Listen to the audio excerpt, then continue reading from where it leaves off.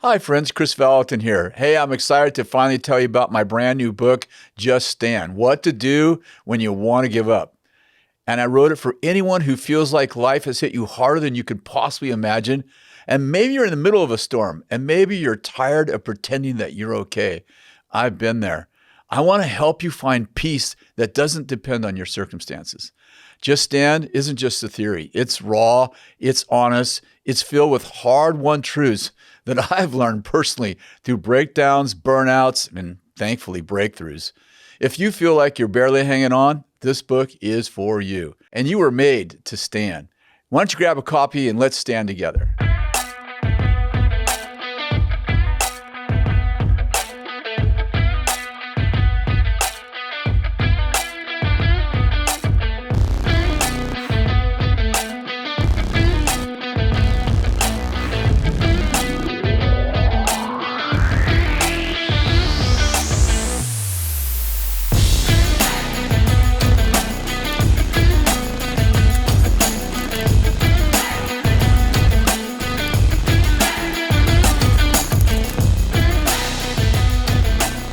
Hi, welcome to Cultural Catalyst, where we teach you how to live fully alive, co-labor with God, and change the world. I'm your host, Chris Vallotton, and today I have my really very close, probably my closest friend in the world, Danny Silk, with me, who I led to Jesus Christ, but he doesn't acknowledge that, and so we'll be working on that and off screen. We've been working on it for a long time. Danny, welcome to the Cultural Catalyst show and Thank podcast. you.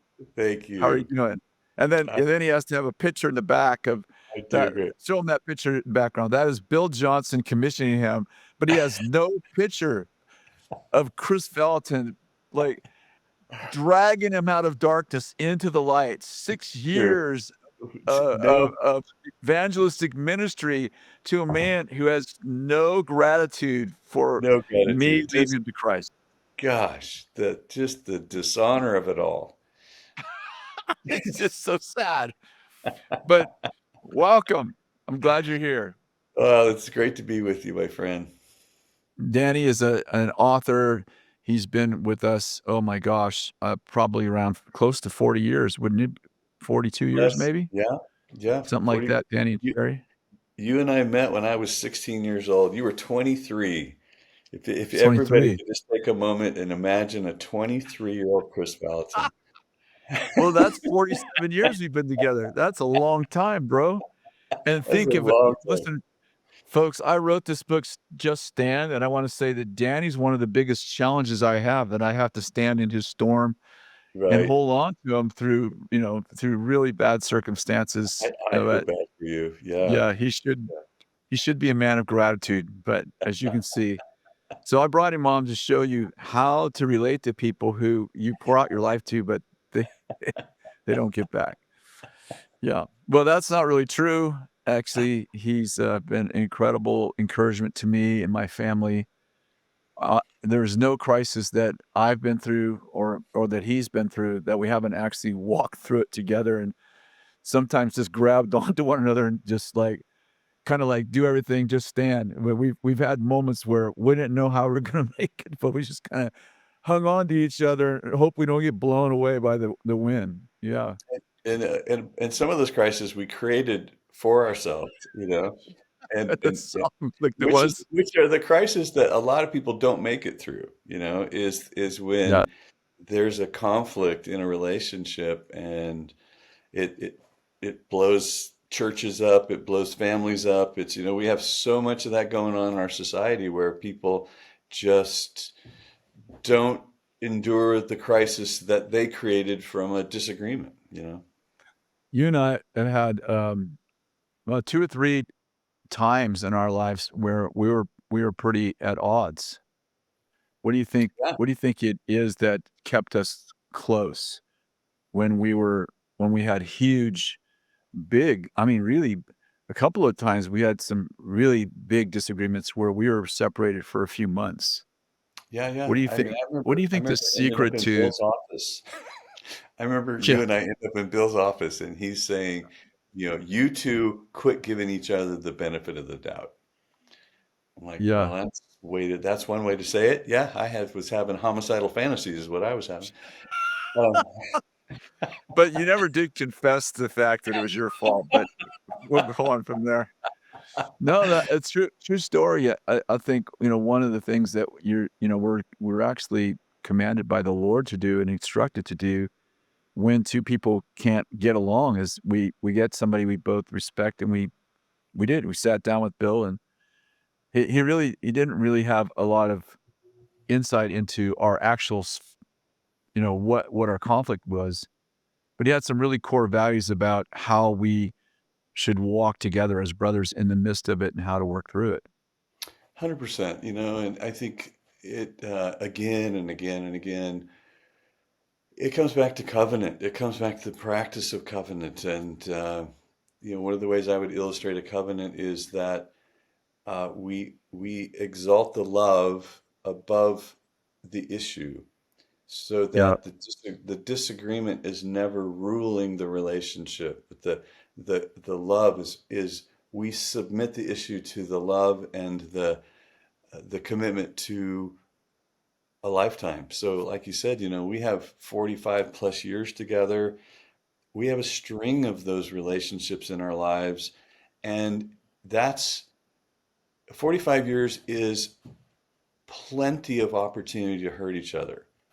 Totally. It's plenty of opportunity to walk away. I mean, that's why when you hear about a 45, 50-year marriage, it's significant because that's plenty of time to hurt each other deeply and have to choose the love over the hurt. Yeah, I mean, how do you do that? You and I have been locked up many times, and in leadership, you're leading a lot of people. If you're leading a lot of people well, there's gonna be conflicts. And if you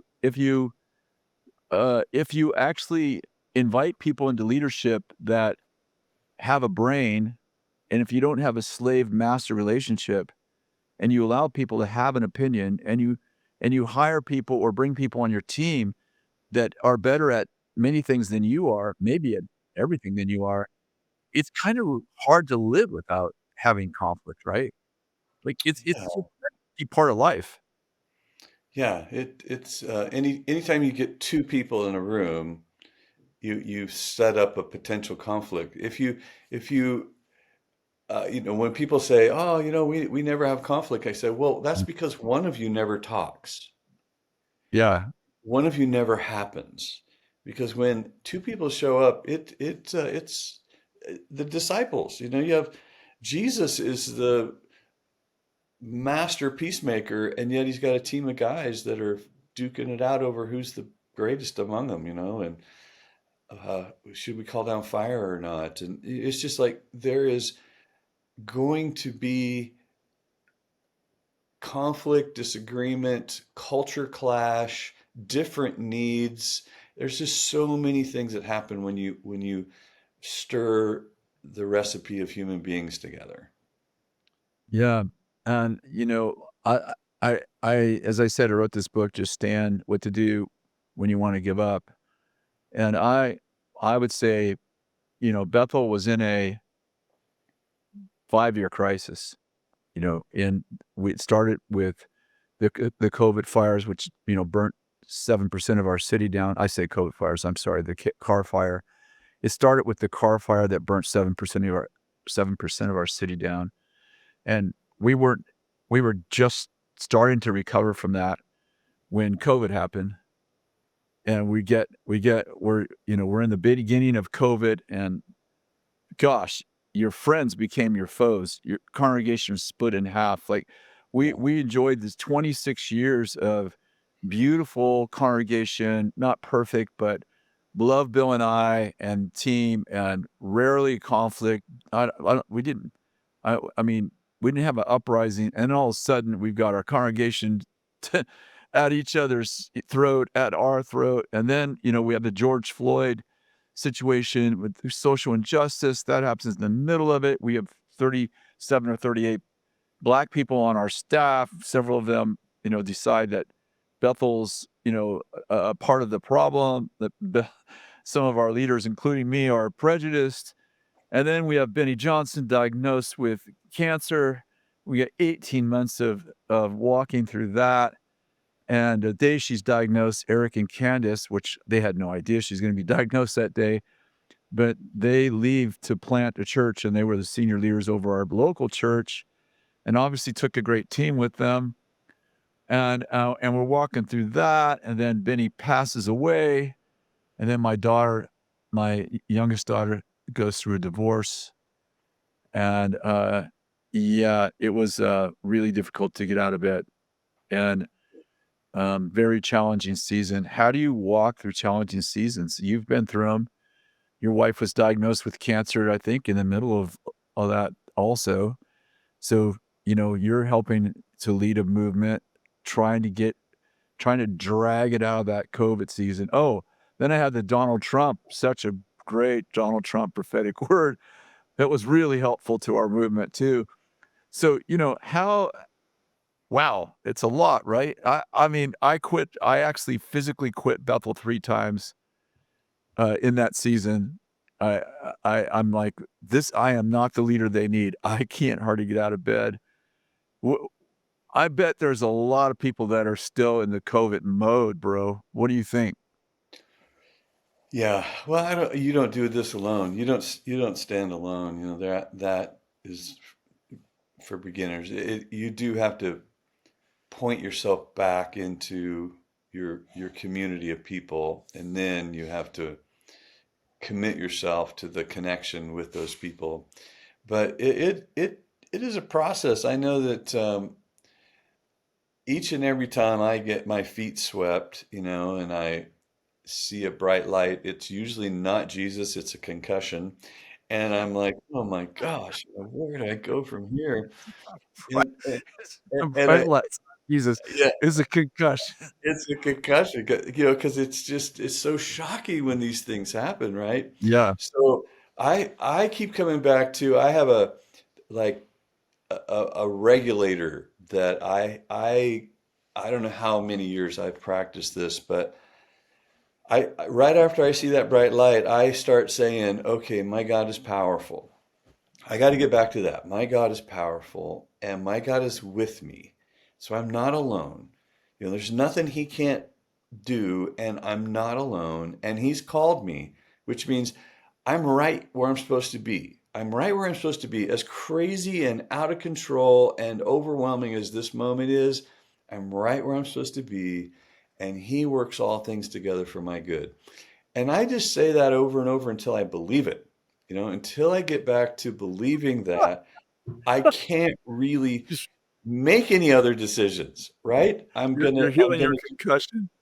yeah. I'm dysregulated. I am out of my mind. I am scared. I am hurt.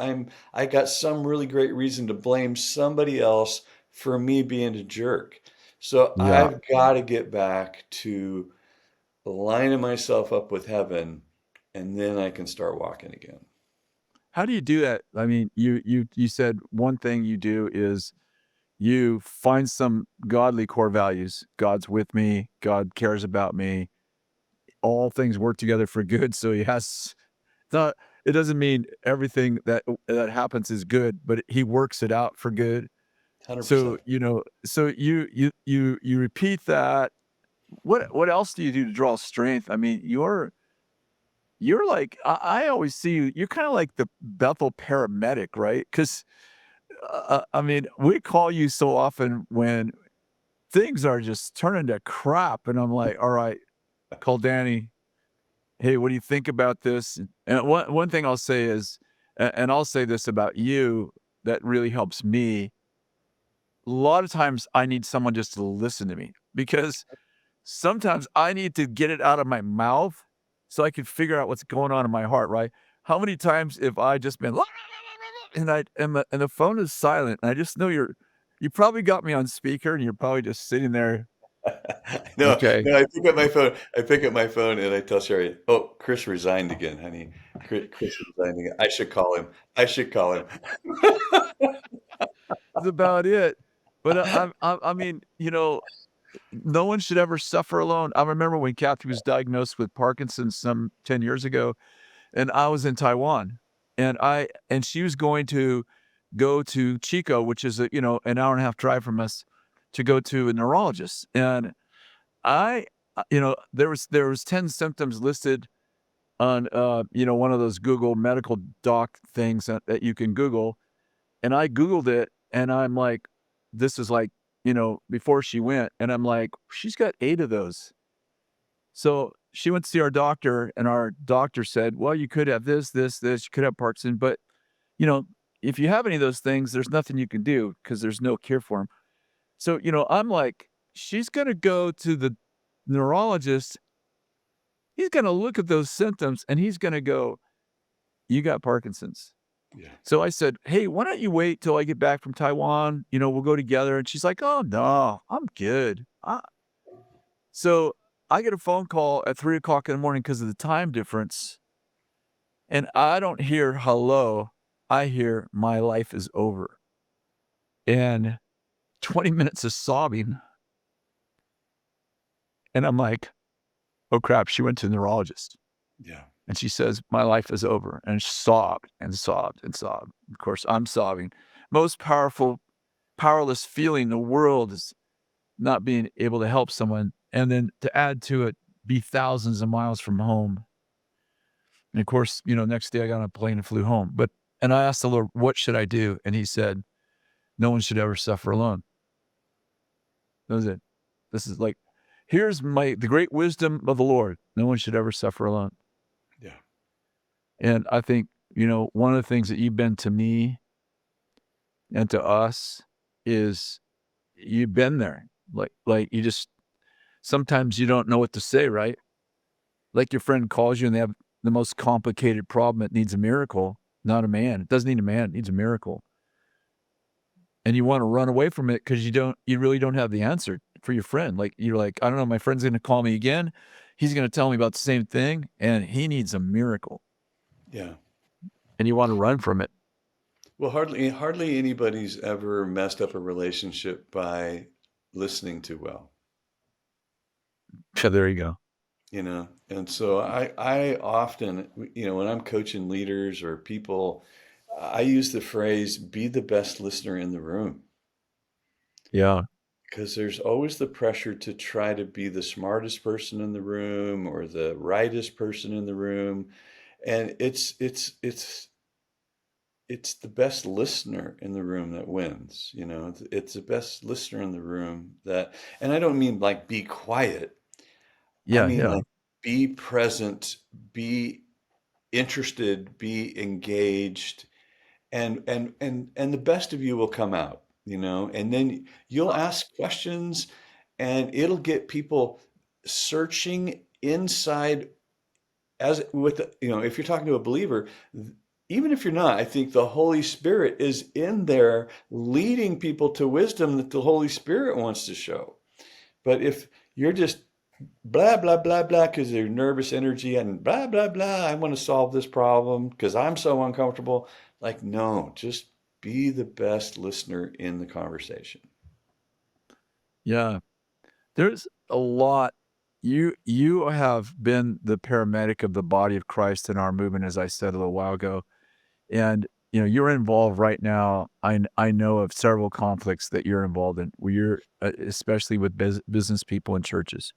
It's kind of become your metron, like the business world and the church world, leaders who are trying to work the way through crisis, trying to work their way through succession planning. What are you seeing right now? Yeah. I do feel like the janitor sometimes, the nighttime Yeah. janitor.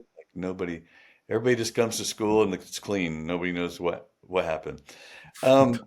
I think that I think part of the dilemma, and why I love working with young up and coming leaders, is Mhm. to help them see that it's so easy to have a king. It's so easy to create an environment where there's a big enough gap in the anointing, the authority, the experience of, let's say, a founder, somebody that Yeah. founded a ministry and the team that they gathered. There's this gap that creates a parental dynamic where the leader will always be the only adult on the team.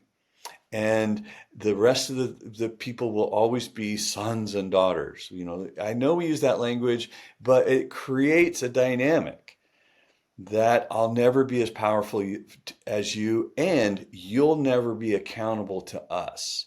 And whenever you do that, The king's not accountable to the anyone. king will never be accountable to the rest of the culture. So you end up with two cultures, and you have the king and the royal family, and you have uh, the culture we write books about. Because in this is beautiful. This culture, everybody's accountable, everything is beautiful. But then there's this king dynamic, and we have a king. His name is Jesus. It's not Pastor whoever. But Yeah. as long as that stays there, there will be a group of people that are hiding behind the king that are not accountable. And that is hypocrisy. That is Yeah. a dualistic environment where there's uh, always going to be room for compromise. And it doesn't always end in disaster, but often No. that's 100% of the disasters I could point to. That's what happened. Hey, everybody, real quick. Before you continue with today's video, make sure you subscribe so you don't miss any of the life-changing discussions. We try to bring you real conversations like this that help strengthen and grow your faith. God bless you. You think so? What does a king look like? It looks like the dynamic is the king is head and shoulders, quote, more spiritual or more anointed, more gifted, or maybe in the business world, more powerful. And therefore, the king doesn't have accountability. So, man, there are families that live like this, right? There are families that live like this. There are businesses that live like this. There are, 100%. I would say there's no organization that I know of on earth that is immune to having a king. Right. That is immune to having a king. Yeah, I What? think what the element that has to enter into that relationship is the king has to make themselves accountable. They have to ask for feedback. They have to adjust when they disagree with this less powerful group. They have to work to close the gap, and the other side has to step into the courage of losing favor with the king, because that's where the control comes. Is the Yeah. king can exile you. The king can send you packing. So Siberia, here we come. there has to be that willingness to close that gap, because we see the danger that we've created. Danny, what happens when the king in your organization, your house, your business, your church, your whatever, your nonprofit, whatever, the king, people are listening right now and they're like, yeah, the king's got no clothes on, the emperor's got no clothes, and okay, you tell him, no, no, no, no, you tell him, because because we've been a part of seeing what happens when people come out of the emperor's office With no with some head. feedback for the Yeah, emperor, you know? yeah, yeah. Carrying their head in a bag. Yeah, It's it's true. it's scary.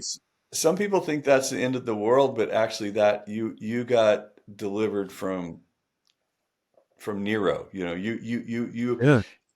The some people think that um, I'm a victim of this dynamic. And so now, and these days, go start a podcast about spiritual abuse.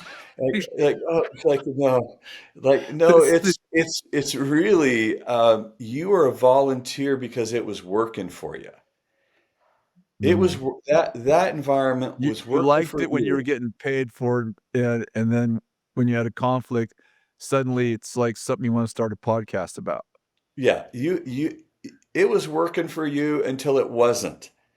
Yeah. And so as soon as it wasn't working for you, now you're a victim. No, you were a volunteer the whole time. You were there, you were a volunteer. Yeah. And then when it wasn't working for you because of the fallout, whatever happened, now you're a victim. Like, no, that's a misrepresentation of what was going on there. It's still wrong. I'm not Totally. justifying anything, but I am saying your best bet is confront it, step into it, not disrespectfully, but to say this parental relationship we have with you is unhealthy. You're not our parent. You are a leader of a powerful group of people. You're not the king. Until you actually present that as reality, uh, you're a volunteer. You're participating in the dysfunction. Yeah. I've watched that, the confrontation of people in those positions, and I've been one of those people in the positions where people are confronting me. So I've been on both sides of that, to be totally honest and transparent. Yeah, yeah, Sometimes you haven't made yourself a king. Sometimes people have made you a king, yep, but you played the role of a king because, and then I think, and maybe if we could take away the word king, but talk about the distance between people, when you're a young organization and maybe you're the older one, more mature one, maybe the most mature person, obviously, because of the distance between age and experience, you kind of take on the role of like, I am the father and you guys are definitely the children, the sons and daughters. But then if you're in a healthy organization where people do make a covenant or at least they stay around for a while and those sons become fathers and those mothers, those women become mothers, and you still have that structure, like that structure that served well when there really was a child father child relationship, but those children have become mature, and all of a sudden, not all of a sudden, slowly they grow up and they want to be alongside of you, yeah, but you can't change the way you relate to them. And I think this is a lot where legacy doesn't happen because, and I watched this in the early days of actually even before Bethel, when we were in Weaverville, that the powerful people that grew up under us, especially under Bill did such a great job helping to raise up people. But I watched also our dynamic in our whole leadership team was you kinda gotta move away to become amazing. And these yeah. people move away, and then they become amazing, and, like, they couldn't be a father in the same house they were a son in, is my point. Yeah, I And remember, was it Martin Scott? I forget that he was an English prophet. Is that Martin Scott? that probably was Martin Scott. Yeah. So he one time was in Weaverville when Sherry and I were pastoring there, and he said he said something. I forget what he said, but this is what I remember. He said, "No longer are we raising up sons and daughters. We are mothers and fathers who are raising up mothers and fathers." And so that penny drop for me of, oh, hey, this is how we get rid of that parental entitlement that we have as Mhm. Mhm. leaders. And we begin to equip the body for the supernatural work of ministry. That's my job. My job is not to protect my position as a parental figure in this environment. Yeah, and the challenge there, having as I confessed to just a few minutes ago, living on both sides of that is, when you're well, let's say I'm the king in that situation, and the king thing works pretty well when you have servants, but the servants become, the paupers become princes. And all of a sudden the princes are like, hey, they want some authority and power and they want a voice. And you're like, wait a second now. Well, Listen, I've been here longer than you. yeah, any family goes through this, right? So when you treat your adult children like they're less powerful than you, one of two things happens. You either get confronted or they create distance from you because no one wants to feel like a child around other adults. So that adjustment as a parent, like how do I protect my relationship with my adult children, is the same kind of thing. Like sure, when they were little, that was a different Totally. circumstance. But now Yeah. I have adult children. If I act like and parent my adult children, I will hurt my relationship. I go Mhm. from cop to coach to consultant with my kids. And now I'm invited into their problems. I don't insert Hopefully. myself into their problems or I Exactly. damage my relationship. Yeah, and, organizations have a carousel of leadership. No one stays, that, like, your best people leave, and you have all this story, and I and sometimes it's healthy, right? Sometimes it's healthy because, the person at the top is really, really empowering, and, it's not unhealthy because people, there's only so far to grow in your organization, and you grow people, and you really do send them out.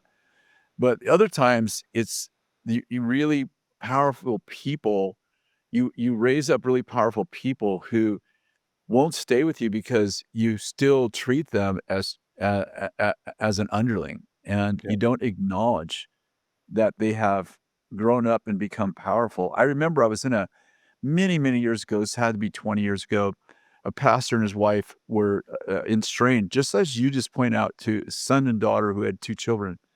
And I was friends with the children who have become adults now and have children, and with mom and dad. And they're like, "Our daughter doesn't wanna come over, she doesn't want us over." So, I said, "Oh, well," it seemed really, yeah, it seemed very odd for knowing the family. So I said, "Why don't I sit with you guys?" So we're sitting there, and, mom's explaining how hurtful it is, da da, mom and dad.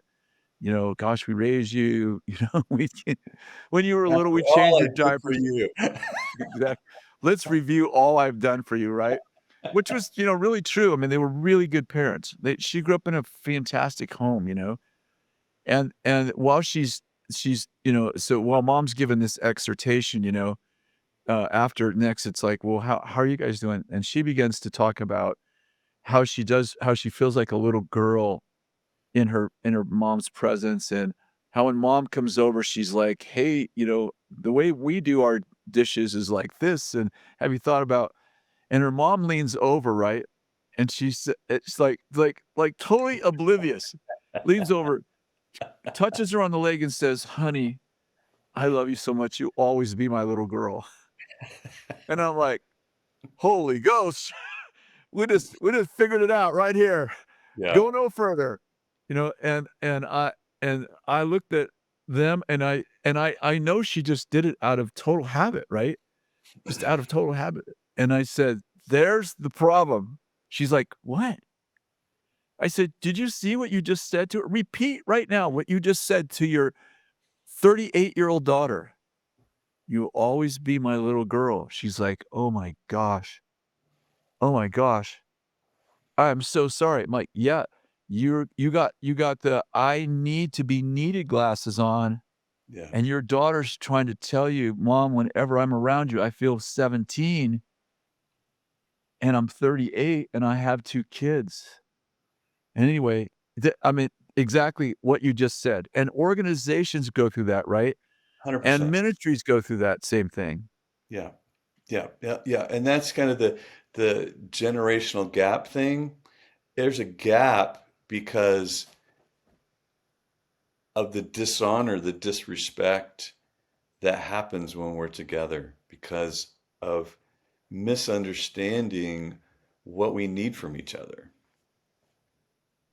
Yeah, I think, Bethel, is going through a huge transition. I Yeah. write about it in the book. Going through a huge transition, and a lot of that transition has to do with the dynamic we're describing right now. It has to do with, Bill and Chris, who, in their 70s, has to do with a fantastic team who we, by the grace of God, attracted and kept. The guys been with us 15, 20 years.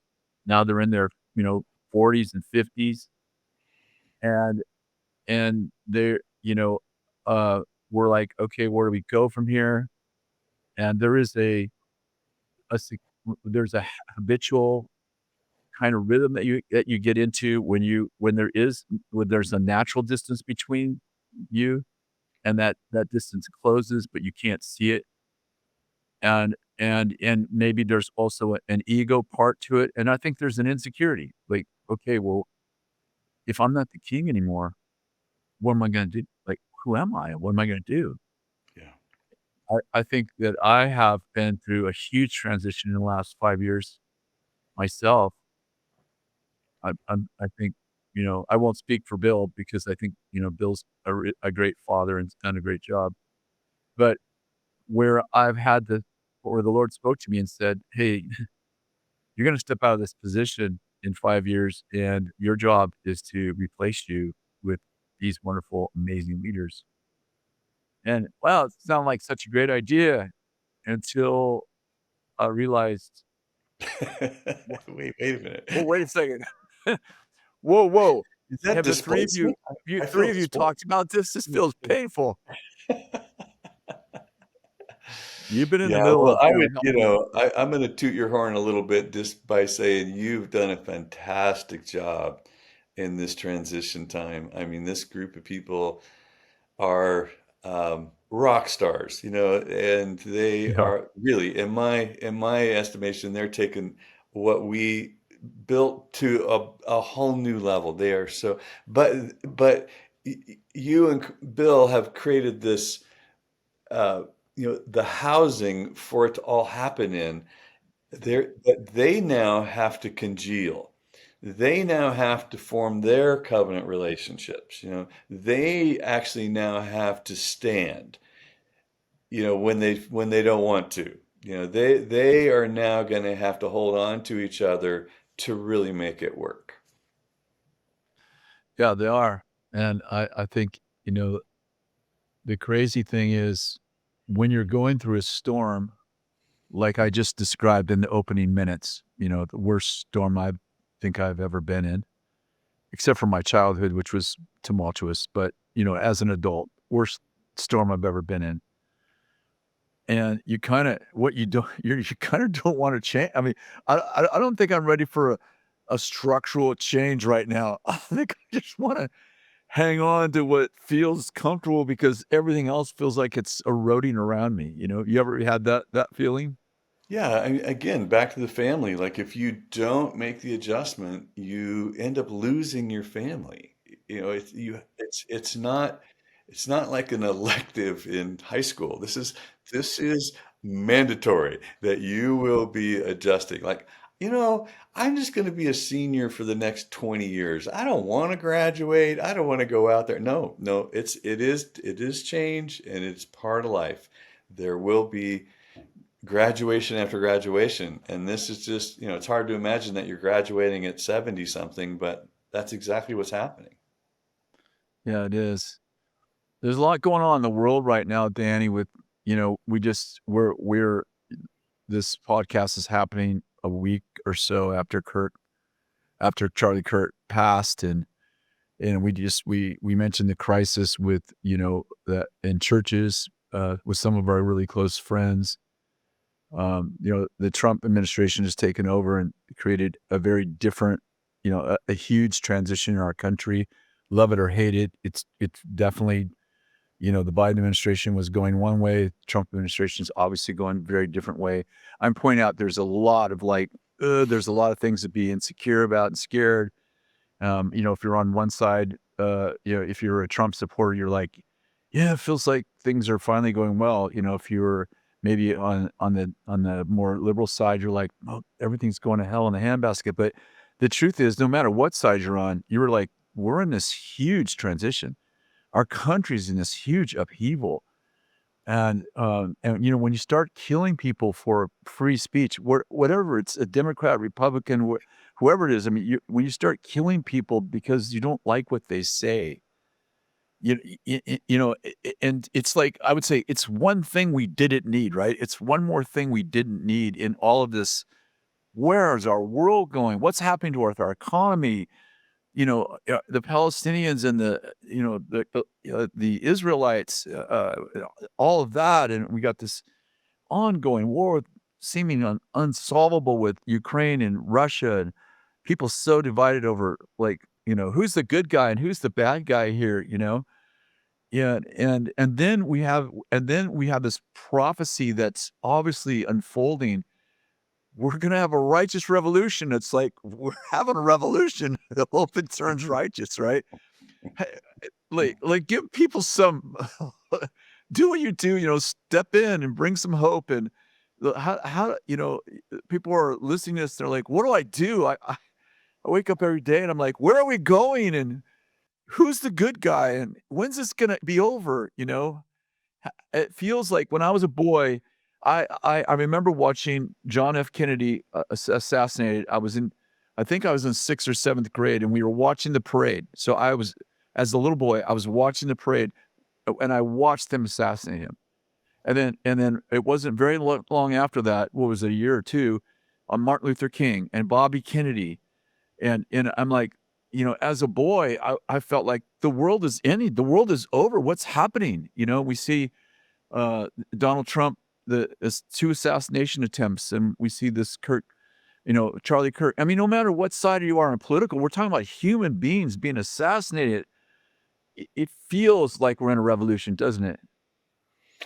Oh, well, nothing new under the sun, so to speak, in that this is just our section of humanity that we're witnessing as it passes us by. Just imagine being a believer when Adolf Hitler was rising to power and not Oh my think that that gosh. was the Antichrist and this was the last generation. Every generation kind of goes through that same thing. Yeah, The good thing is that we don't have to actually understand it all and or sort it all out. I'm going to go back to my God is powerful, my God is with me, my God has called me, and my God works all things together for my good. That I'm going to have to get back to that before I'm going to be able to respond anything Christ-like. Otherwise, if I spend too much time uh, getting first heaven information. I forget what you called it. I heard you talk on the three heavens. I'm like, yeah, woo, that's a new. I'm going to use that. Is that first heaven information? Then I'm going to make yeah, first heaven level decisions, and we really do need that third level revelation, and we do need to know what's going on in heaven. And nobody in heaven is freaked out right now. No, you just nobody. say that again. That is a profound, simple statement. That nobody in heaven is scared of what's going to happen next. Exactly. So I think we got to really tap into, okay, Lord, what do I do? And the spirit of murder has been manifesting through time. Since Lucifer, Cain and Abel, we just pick it up from Cain and Abel, and here we are, and there's just more opportunities. I think that there's probably 50 million 16-year-olds that want to grow up and be Charlie Kirk now. It's just there's gonna be a wave of confidence, a wave, because I do think that's the mistake of making a martyr out of someone is the inspiration that is breathed into a generation. Yeah, I'm trying to think of when was the last non-political figure that was assassinated, and it may have been Malcolm X. That yeah, may have been the last one. I'm searching for one. And yeah.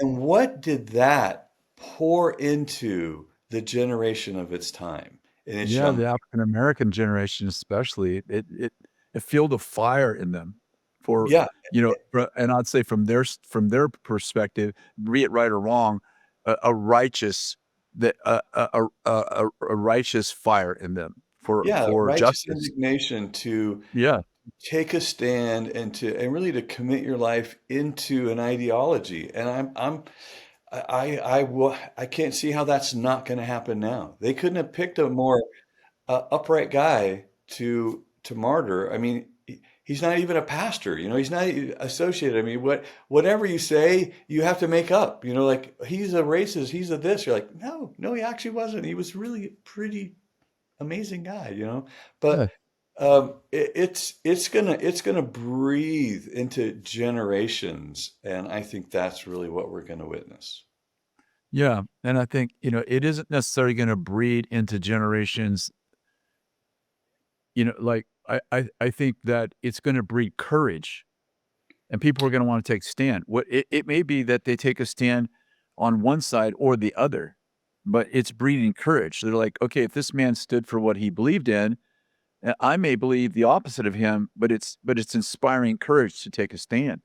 It's saying, well, if this man can give his life for something, it feels a little bit like Stephen, and maybe it's an exaggeration in the book of Acts, and they stoned Stephen, and all of a sudden, what happens? The more you oppress them, the more they prospered. Yeah. And yeah, it's a powerful time. I want to say it's an exciting time to be alive. It is a tumultuous time. It's an exciting time to be alive. I'm so glad to be alive in this season, Yeah. and it feels like God is doing sovereignly something that humans couldn't do, and it is amazing. Danny, thank you so much for being on here. Great to be Thank with you you, so my much friend. for all the years. Here's a shameless plug for my book, Just Stand: What to Do When You Wanna Give Up, and, there's some really good stuff in here. I think there's a couple of Danny stories in here actually too, Oh, and, so get that book. There must be, I'm sure.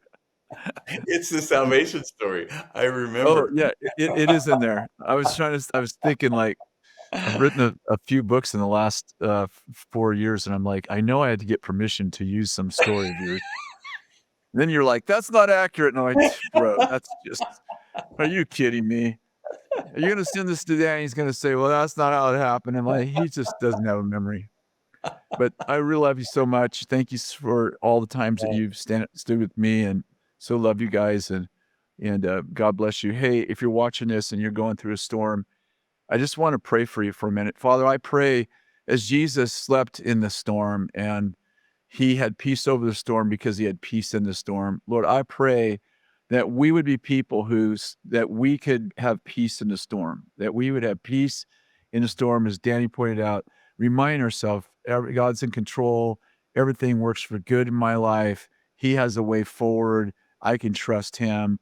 Lord, I just pray right now that those truths, those core values, would be seated deep in our soul, and that we would find great peace, the Psalms 23 kind of peace. The Lord is my shepherd. He has a rod, he has a staff, he guides me through every season of life, and ultimately I end up at the banqueting table with him.